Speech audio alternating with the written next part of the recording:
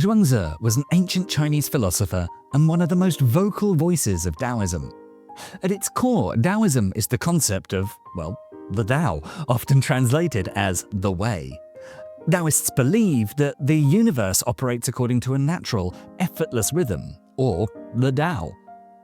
Most of us resist this natural order and force things to happen on our own terms. We have a rigid idea of how our day or our career should go, and when life doesn't match that plan, we feel frustrated. To flow means letting go of the need to control everything, staying present with what is in front of you, and adjusting calmly when life changes. Instead of forcing situations to go their way, a person who flows learns to adapt and move forward without unnecessary struggle. Zhuangzi explored these ideas through stories, parables, humor, and conversations about ordinary people, craftsmen, animals, and wanderers who found peace by living in harmony with the Tao and fully accepting the moment they were in. Which is why in this video, we're going to be talking about how to happily flow with your life from the philosophy of Zhuangzi. Number 1. Stop measuring your life against others. Zhuangzi tells the story of a frog living at the bottom of a well. He had clean water, soft mud, and a perfect view of the sky. Life, by his estimation, was great. One day, a sea turtle peered down. So the frog called up, "Come in! The water's wonderful! You won't find a better place than this!" The turtle stepped back and instead told the frog about the ocean, how it stretched so far you couldn't see where it ended, how monsoons couldn't fill it, how years of drought couldn't drain it. How had it simply always been? Vast, unchanging, indifferent to seasons. The frog went quiet. His ledge, his mud, his perfect circle of sky, all of it suddenly felt embarrassing. The frog's problem wasn't the well. The well was, well, fine. The well gave him everything he actually needed. His mistake was the moment he started using someone else's ocean as the measure of his own life. We all do this constantly. Think about what happens when you scroll and see a former classmate buying their second property, or someone your age retiring early. You don't just feel left behind, you feel like you've failed. Like there's a race happening and you're losing it. But Zhuangzi would ask, whose race? Who drew the track?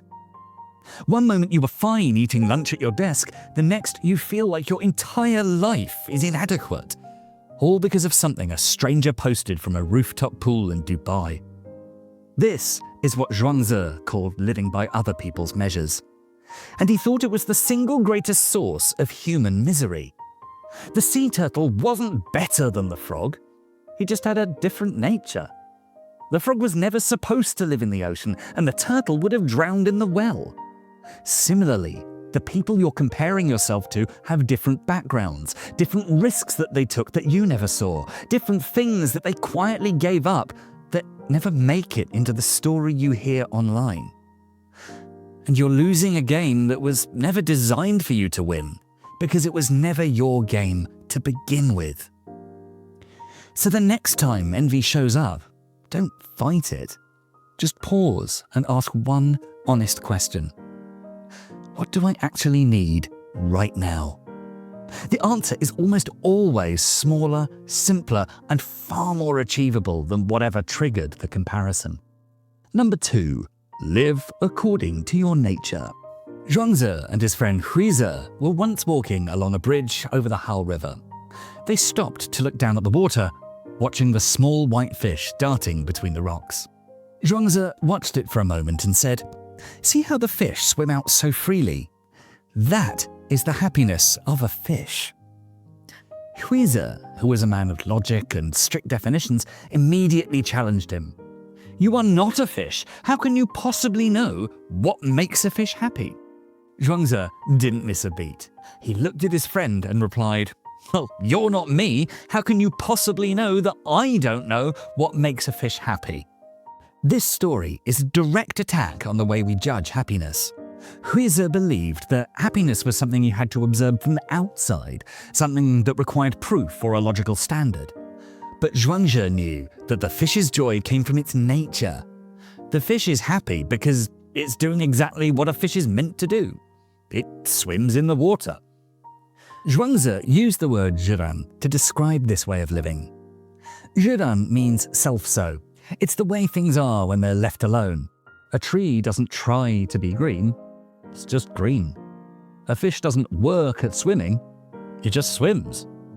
When you live according to Zhiran, you stop trying to become something and start allowing yourself to be something.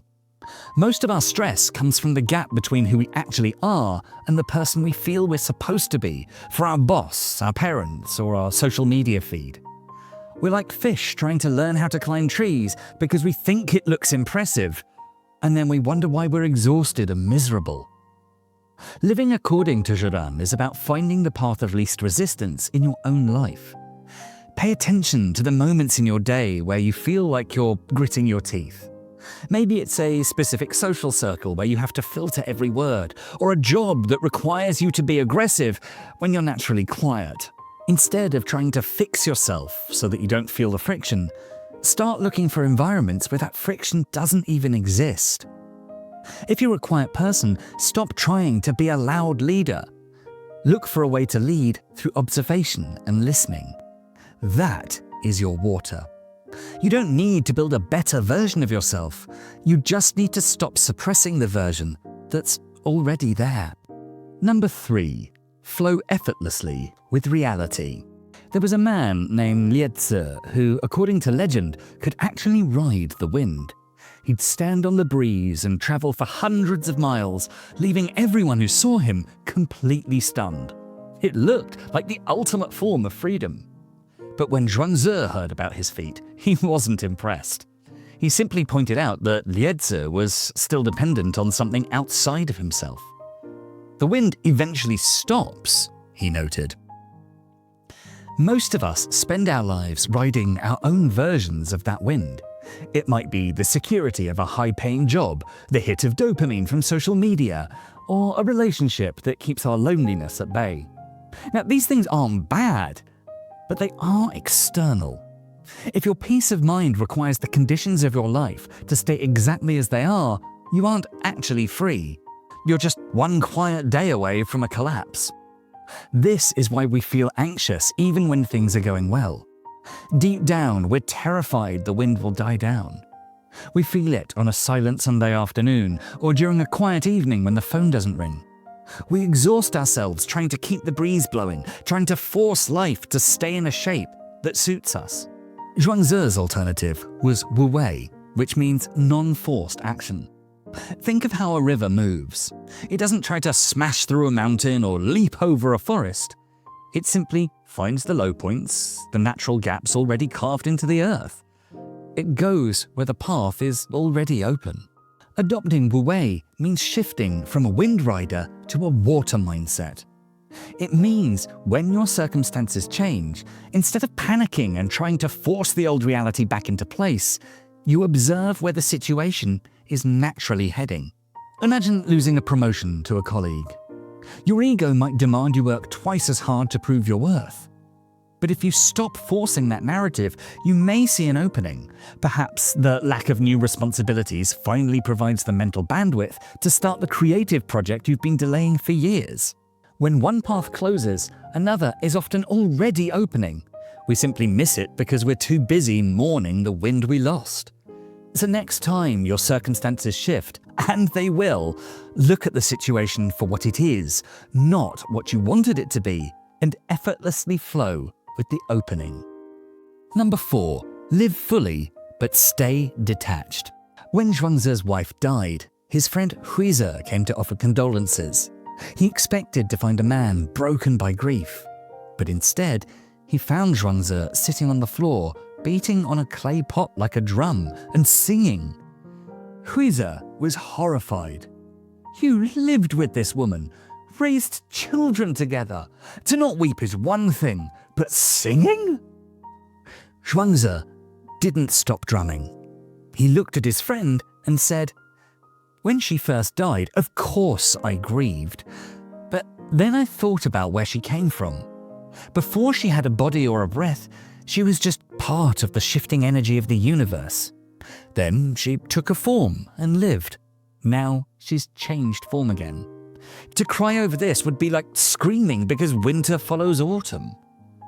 The suffering that breaks us almost never comes from the loss itself. It comes from the clinging. We tell ourselves a story that says, this person, this job, or this lifestyle shouldn't have ended. We try to freeze time, but reality is always in a state of transformation. Your body, your relationships, and the economy you navigate are all shifting right now, whether you acknowledge it or not. Zhuangzi gave the solution for this, and it's called 安舍而趋生, which means being at peace with the time you're in and simply following the flow of change without fighting to keep things as they are. Think of life like a dinner party. While you're there, you enjoy the food and the company completely. You're 100% present. But you don't break down when it's time to leave because you knew from the start that you didn't own the house. You were just a guest. So next time you're working on a project or spending some time with someone you care about, try to be 100% present, but remind yourself that it's a temporary loan from the universe. Detachment is about having the courage to love and work with everything you've got, while having the awareness to let go the moment the season changes. Number 5. Simplify your desires. There's a story about a legendary hermit named Zhu Yu. He was so well known for his wisdom that the emperor himself traveled into the wilderness to find him. The emperor was tired. He was responsible for the entire world, the taxes, the wars, the borders, and the millions of people who depended on him. He sat down with the hermit and said, "I want to give you the empire. I want you to take my place on the throne." Most people would see this as the greatest upgrade in human history. But Zhu Yu looked at the emperor and said, "When the tailor bird builds its nest in the deep forest, it occupies but a single branch. When the mole drinks from the river, it'll only be enough to fill its belly. What use would I have for the world?" We're taught from birth that happiness is essentially a maths problem where you divide what you have by what you want. Most of us spend our entire lives trying to fix the top number. We try to increase what we have. More money, a bigger house, more followers, more experiences. But Zhuangzi points out that the top number is unstable. No matter how much you have, if the bottom number, your wants, keeps growing, you will always feel poor. Zhu Yu was happy because his wants were so small that they were almost always satisfied. If you only need a single branch to sleep on and a belly full of water to drink, you're essentially the most powerful person in the world, because your happiness is impossible to take away. Living with this kind of freedom requires 2 things. First, question every unnecessary want. Look at the things you're currently chasing. Ask yourself, is this a single branch I need to survive? Or is it a throne I've been told I should want? Zhuangzi suggests that the moment you realize you don't actually need the empire to be okay, the burden falls off your shoulders. Secondly, enjoy simple, present moments. When you stop obsessing over the throne, you finally have the bandwidth to notice the river. This means finding a deep, quiet satisfaction in a cup of tea or a morning walk, or in simple meals that no emperor can find in a palace, because the emperor is too busy worrying about his borders. Number 6. Be useless. Zhuangzi tells a story about a carpenter traveling through the countryside who came across a massive ancient oak tree. It was wide enough to shade thousands of oxen, but the carpenter didn't even break his stride. He told his stunned apprentice, "Keep walking. That tree is garbage. If you make a boat from it, it'll sink. If you make a tool, it'll break. It's completely worthless timber." That night, the tree appeared to the carpenter in his dream. "Are you comparing me to those useful trees?" it asked. "Look at the apple, orange, and pear trees. Because they're useful, they're stripped of their fruit every year. They're eventually cut down. Their utility makes their lives short and painful. But me, I've spent a long time working on being completely useless to people like you. That's exactly why I've grown this large. If I were useful, would I have been allowed to live this long? In our culture, being useful usually just means that you're harvestable. If you're the most useful employee, you don't get a reward, you get more work. If you're the most useful person in your social circle, you become a 24/7 emotional dumping ground. Zhuangzi wasn't telling you to quit your job or abandon your family. He was warning you not to let your entire identity be reduced to what you can do for others. You need a useless zone, a space where you produce absolutely nothing for the market. You could be like me and play drums you're not very good at with no plan to improve. Or it could be learning about a random historical event that has zero connection to your career. When you do something with zero payoff, no money, no status, no growth, you're making a statement. Your time belongs to you, not to your boss or your social media feed. By being worthless as lumber, the tree actually gained the right to live for 1,000 years. And by being useless to the demands of status and money, you too gain the right to belong to yourself. Number 7. Don't take yourself so seriously. Zhuangzi once fell into a deep sleep and dreamed he was a butterfly. He was fluttering about, happily getting on with his day and doing as he pleased. He didn't know he was Zhuangzi. But suddenly he woke up, and there he was once again as Zhuangzi. But then he sat there and wondered, was I a man dreaming I was a butterfly, or am I now a butterfly dreaming that I'm a man? Most of us spend our lives building a self like this. It's something permanent. We spend hours polishing our reputation, defending our opinions, and nursing our bruised pride. We take ourselves so seriously because we think this version of me is the center of the universe. But Zhuangzi's dream suggests that the you you're so worried about is much more fluid than you think. You are a different person to your mother than you are to your boss. You're a different person today than you were 10 years ago. If who you are is always shifting, why are you under so much pressure to protect it? Zhuangzi suggests that real freedom comes from realizing your identity isn't fixed. It's just a role you're temporarily playing. The next time you do something embarrassing, you trip in public, you say something stupid in a meeting, you get rejected, don't try to fix your dignity. Find the humor in it. When you laugh at yourself, you step outside your ego and look at the situation from a distance. You're just a butterfly having a human experience. And humans are occasionally ridiculous. By dropping the weight of your own importance, you become light enough to float. And that's our video. But what did you think? Let me know in the comments. I would love to hear from you. But until next time, I've been Dan, you've been awesome, and if you enjoyed what you saw or found it helpful at all, why not check out our full Philosophies for Life playlist? And for more videos to help you find success and happiness using beautiful philosophical wisdom, don't forget to subscribe. Thanks so much for watching.